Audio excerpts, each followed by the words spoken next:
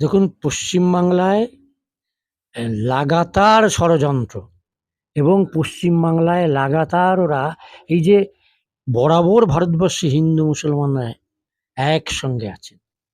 হ্যাঁ, আপনার দাঙ্গা, গণহত্যা, এটা তো পরিকল্পনা করেই করা হয়।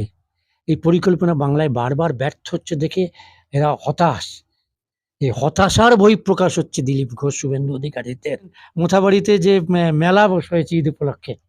হ্যাঁ, আপনি দেখুন সেখানে হিন্দু মুসলমান উভয়ই, ওই ঘটনা এত প্রচার, এত চিৎকার, পরেও দেখুন মিলেমিশে একাকার। এইটাই বিজেপির শিরোপীড়ার কারণ। শুভেন্দু অধিকারী বলছেন যে হিন্দু এমএলএদেরকে, মুসলিম এমএলএদেরকে চাংদোলা করে রাস্তায় ফেলা হবে, এবং তিনি প্রকাশ্যে জনসভায় বলছেন, আমি হিন্দুদের এমএলএ, আমি হিন্দুদের ভোটে জিতে আমি এমএলএ হয়েছি। তিনি হচ্ছেন পশ্চিমবাংলার লিডার অফ দ্য অপোজিশন, তিনি বিরোধী দলনেতা। প্রিয় দর্শক শ্রোতা, আপনারা দেখছেন নির্ভীক কণ্ঠ। এই মুহূর্তে আমরা যার সামনে দাঁড়িয়ে আছি, এনাকে বাংলার বিভিন্ন প্রান্তে অনেকেই চেনেন, মানবাধিকার কর্মী। তো ওনার পরিচয় ওনার কাছেই জিজ্ঞাসা করব। আর সর্বপ্রথম আপনার পরিচয়টা একটু দেবেন, নাম এবং পরিচয়টা দর্শকদের আমার কাছে নাম দেবেন। ছোটন দাস, মানবাধিকার সংগঠন বন্দি মুক্তি কমিটি সাধারণ সম্পাদক। ধন্যবাদ ছোটন দাস বাবুকে এবং বন্যমুক্তি কমিটির সম্পাদক। বাংলার বিভিন্ন প্রান্তে মানুষ যখন বিপদে পড়েন, ওনারা ছুটে যান। মানবাধিকার কর্মী অনেকেই নাম শুনে থাকেন। তো আজকে আমরা কয়েকটা জিনিস নিয়ে আলাপ আলোচনা করব, কথোপকথন, প্রশ্ন উত্তরে যাব। আপনারা দেখতে থাকুন, সঙ্গে থাকুন নির্ভীক কণ্ঠ। প্রথমেই যেটা জানতে চাইবো, আপনি একটা প্রোগ্রামে ছিলেন, প্রোগ্রামে ভাষণও দিলেন, এবং আমরা যেটা জানতে চাইছি, বিজেপির যারা কর্মীরা আছেন, নেতারা আছেন, বিশেষ করে নেতারা কর্মীদেরকে এটা বলার চেষ্টা করছেন যে হিন্দু খাতরে মে হ্যায়। আমার কাছে প্রশ্ন আপনার কাছে যেটা, যে যখন বিজেপি ক্ষমতায় আসেনি তখন আমরা এটা একবার বলতে শুনিনি যে হিন্দু খাতরে মে হ্যায়। তো আজকে বিজেপি 10 বছর অতিক্রান্ত করে রানিং আবার প্রধানমন্ত্রী, মানে সেন্ট্রালে ক্ষমতায় আছেন। তো এখন কিভাবে মানে হিন্দু খাতরেতে আছে, কি বলবেন এই বিষয়ে? আসলে বিষয়টা ঠিক উল্টো। এটা হচ্ছে বিজেপি খতরে মে হ্যায়। বিজেপি এই 10 বছরের শাসন, সেই শাসনে মানুষ একটা দলকে ভোট দেয় তাদের জীবন জীবিকার সমস্যা। বেকারত্ব নিয়ে যদি প্রশ্ন করেন, বেকার সমস্যা মারাত্মকভাবে বেড়েছে।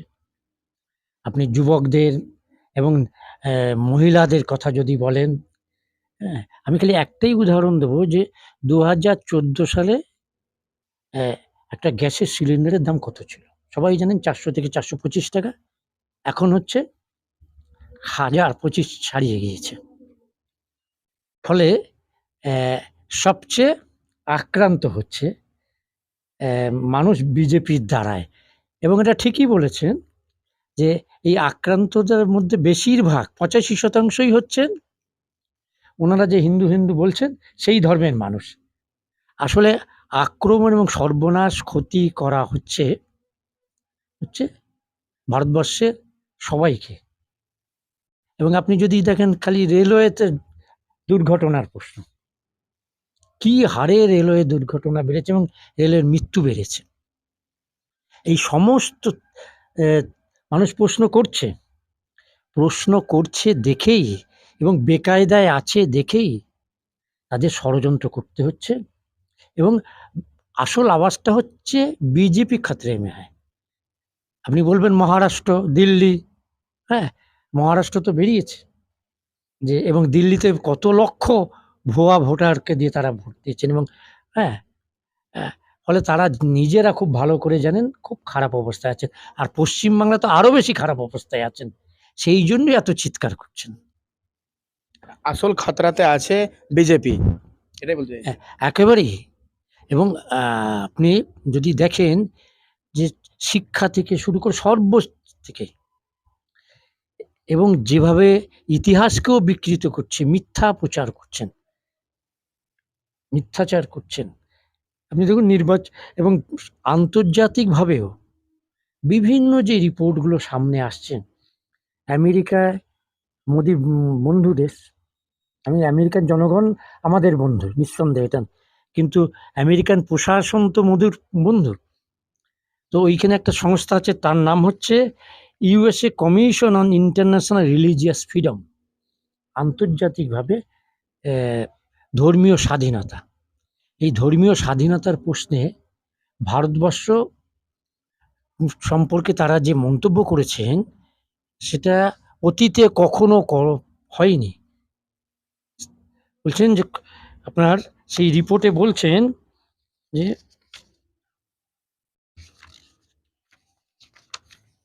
সিপিসি মানে হচ্ছে country for specific particular concern. এই পার্টিকুলার কনসার্ন মানে সেটাও ওরা ব্যাখ্যা করছেন। বলছেন countries where the government engage in or tolerates particularly severe violation of religious freedom.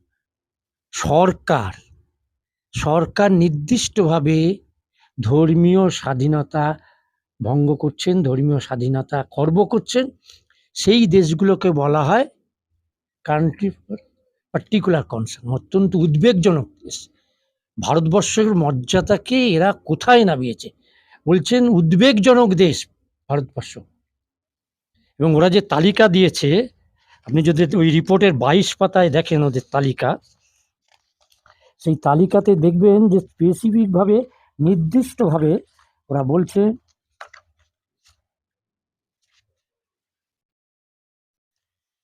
নির্দিষ্টভাবে দেখাচ্ছেন যে কোন কোন দেশ এই তালিকাভুক্ত, ভারতবর্ষ তার মধ্যে। এটা লজ্জাজনক যে একটা দেশকে এরা কোথায় নিয়ে ফেলেছে। হ্যাঁ, আমি অন্য দেশের কথা বলছি না, মোদির বন্ধু দেশের কথাই বলছি।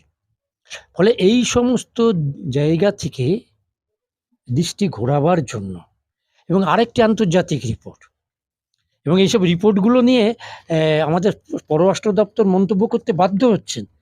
সব যথারীতি নরেন্দ্র মোদী যেভাবে বলেন ঠিক সেইভাবেই। এই যে একটা বলছেন যে হেট ল্যাব, ভারতবর্ষ হেট স্পিচে তারা এটা একটা হেট ল্যাবে পরিণত হয়েছে, ঘৃণা বিদ্বেষের ল্যাবরেটরিতে পরিণত হয়েছে। Centre for the study of ঘৃণা ছড়াচ্ছেন। ঘৃণা বিদ্বেষ ছড়াচ্ছে। এবং centre for the study of organised hate, মানে সংগঠিত ঘৃণা বিদ্বেষ ছড়ানো হচ্ছে ভারতবর্ষে। এবং সেই ক্ষেত্রে বলছেন 23 সালে এই ধরনের ঘটনা, এবং এই ঘটনার বেশিরভাগই হচ্ছে শাসক দল বিজেপির মন্ত্রী, ইনক্লুডিং প্রধানমন্ত্রী নরেন্দ্র মোদী। আপনার 23 সালে এরকম ঘটনা ছিল 668টা। 24 সালে সেই ঘটনার 75% বেড়ে হয়েছে 1665টা 24 সালে। যেহেতু 24 সাল আপনার নির্বাচনী বছর ছিল, ফলে মারাত্মকভাবে ঘৃণা বিদ্বেষ ছড়াচ্ছে। যেটা মানে ভারতের সাধারণ জনগণের জন্য খুব বিপজ্জনক এবং ভয়ঙ্কর মনে হচ্ছে।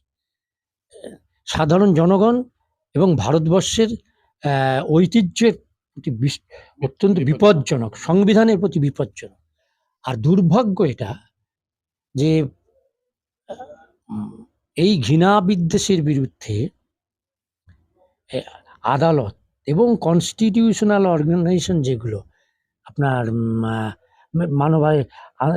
আমাদের যে সর্বভারতীয় যে মানবাধিকার commission, NHRC, national human rights commission, national woman commission, হ্যাঁ, এবং আদালত পর্যন্ত এসব ব্যাপারে নীরব থাকছেন। কোনো কোনো জায়গায় তারা সমর্থন দিচ্ছেন। আপনি দেখেছেন বোধহয় এলাহাবাদ হাইকোর্টের জজ কি যাদব, মাননীয় বিচারপতি, মাননীয় বলতেই হচ্ছেন। আর বিচারপতিরা তারা ইম্পিউনিটি ভোগ করেন, মানে বিচারপতিরা তারা সুরক্ষা পান।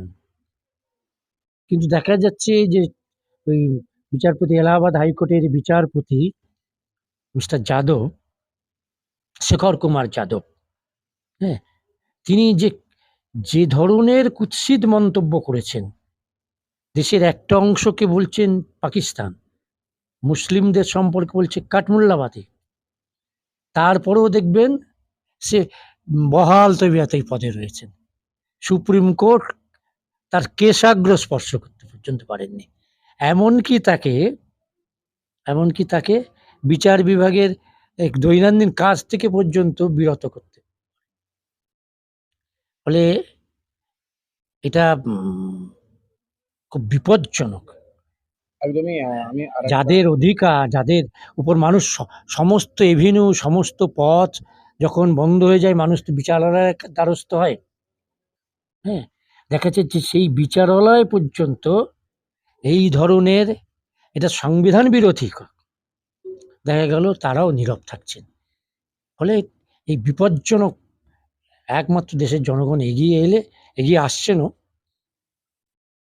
হ্যাঁ, শুনলাম এতক্ষণ মানবাধিকার কর্মী ছোটন দাস তিনি বক্তব্য রাখলেন। একেবারে শেষের দিকে এবং শেষ প্রশ্ন করব। আপনি একজন মানবাধিকার কর্মী হিসেবে বাংলার আপামর জনগণ, কোনো ধর্ম নয়, কোনো জাত নেই, বাংলার আপামর জনগণের উদ্দেশ্যে কি বার্তা দেবেন? আমি দেখুন বার্তা দেবার মতো মানুষ নই। হ্যাঁ? আমি বিনয়ের সঙ্গে আমি আবেদন করব। আবেদন করবেন। হ্যাঁ? আমি হাত জোর করে আবেদন করব। হ্যাঁ? ভারতবর্ষকে বাঁচানোর দায়িত্ব বাংলার কাঁধে। ভারতবর্ষের গণতন্ত্র, ভারতবর্ষের সংবিধান, বৈচিত্র্যময় ভারতবর্ষ, হাজার হাজার বছর বহু মানুষের মিলনভূমি ভারতবর্ষ। একমাত্র ইংরেজ লুটেরারা ছাড়া যারাই ভারতবর্ষে এসছে, ভারতবর্ষ তাকে নিজ দেহে লীন করে নিয়েছেন। এই ভারতবর্ষকে আরএসএস, সংঘ পরিবার, বিজেপি এই ঐতিহ্যকে ধ্বংস করতে চাইছে। এদের সম্পর্কে সতর্ক থাকুন, এদের বিরুদ্ধে ঐক্যবদ্ধ হন এবং কোথাও কোনো সামান্য ফাঁদা ওদের পেতে রাখা ফাঁদে পা দেবেন না। হ্যাঁ? দিবে আর নেবে, মেলাবে মিলিবে, যাবে না ফিরে এই মহান ভারতবর্ষ। হ্যাঁ? আমরা একসঙ্গে ছিলাম, একসঙ্গে আছি, কেউ রুখতে পারবে না।